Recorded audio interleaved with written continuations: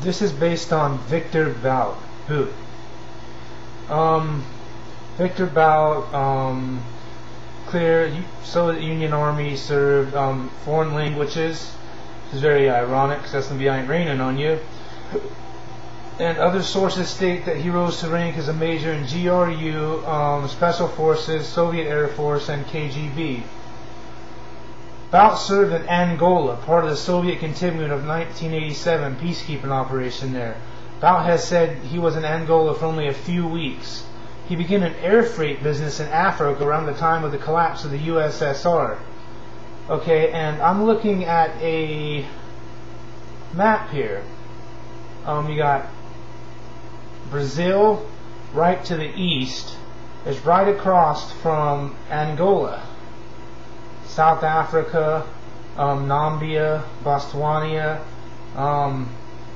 That's another thing. And also I wanted to mention this. You got Brazil, right? And Brazil goes to Colombia, Peru, Costa Rica, El Salvador, Guatemala. So I think I figured it out. It's going from Angola or South Africa straight to Brazil, and from there into our country. And another thing, I'd like to bring up the 9/11 attacks. Okay, it says that he was part of the Soviet contingent of 1987. He has access to planes, not only planes, military equipment, and not only that, but also submarines that came up missing from the USSR. Various submarines that came up missing, and they had nothing to do. Not only that, but nuclear weapons have also came up missing. And the nickname Sanctions Buster is due to Bout having been in place on infestation and violation of UN arms in Angola, Liberia, Sierra Leone, and Democratic Republic of Congo. European arms to Angola, with only one exception. The company Air Chest, owned by Viktor Bout, was the main transporter of these weapons from Burgas Airport in Bulgaria. Total to Angola UNITA, armed faction in Angola Civil War. Here's another thing. Afghanistan. Soon after the beginning of the 2001 present war in Afghanistan, Al-Qaeda is said to have moved gold and cash out of the country. Incredible reports state that some of the planes used to do this were linked to Bout. Bout says he has been to Afghanistan many times, and while openly stating that starting in 1994 he had made shipments for the pre-Taliban government, which later became the Northern Alliance, as well as having known Ahmad Shah Massoud, an Afghan Northern Alliance commander. He denies any dealings with the Al-Qaeda or the Taliban. Arthur Douglas Farrell, in the 2007 interview, stated Bout had customers in both the Taliban and Northern Alliance, however. And here's another thing. You can get heroin very, very easily from these countries. It's all over the place. And not only that, weaponry. But here's another thing I'd like to state. You take the Al-Qaeda. The Al-Qaeda's 9/11 terror attacks, terrorists flew planes into the World Trade Centers. This guy owns planes, for Christ's sakes. He owns an entire plane company. You have to learn how to fly a plane, right?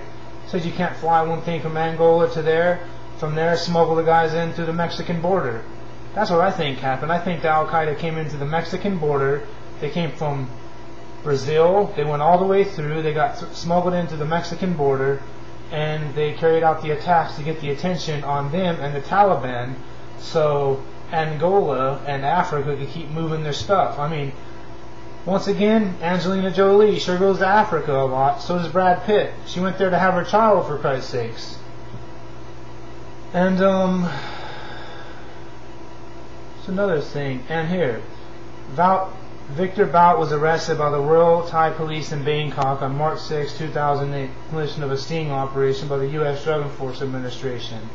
Bout allegedly offered to supply weapons to what he thought were representatives of Colombia's Revolutionary Armed Forces of Colombia, FARC rebels.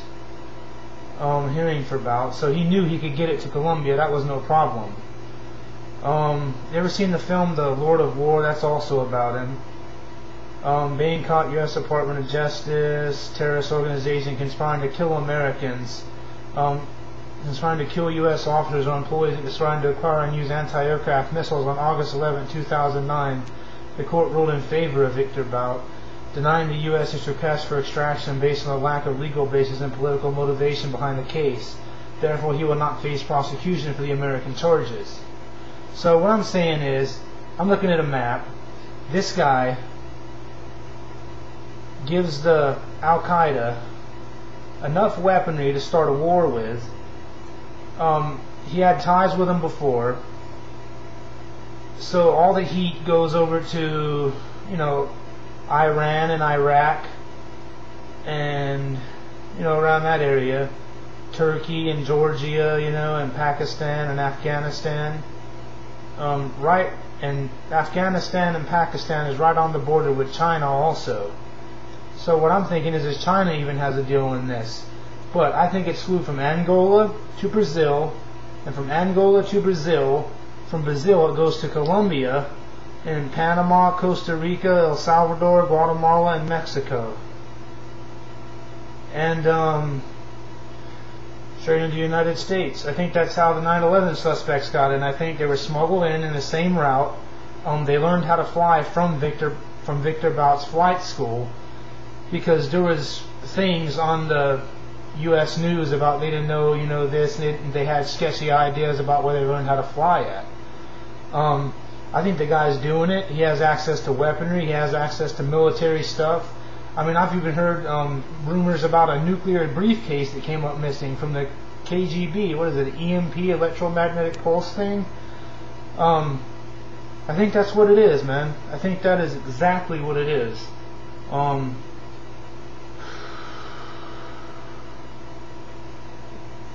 That's about it.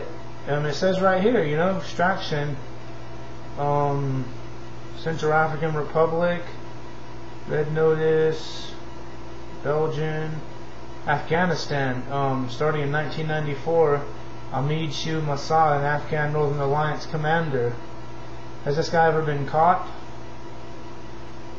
But then again, if you got all that off them, but then you also have to think about Somalia, the war in Somalia. Look at all these weapons these guys have, the AK-47s, that's where they all came from. Start a war here, get the war off here, so we can go here and here, and then by the time that's up, we go here and it's over with. I mean, that's it. That is the bottom line to it.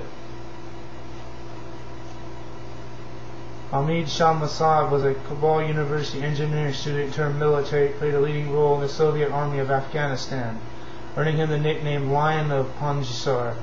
His followers call him Amir Shabid Ashabid, or martyred commander. Ethnic Tajik, Masad was a martyr of anti-Soviet resistant leaders.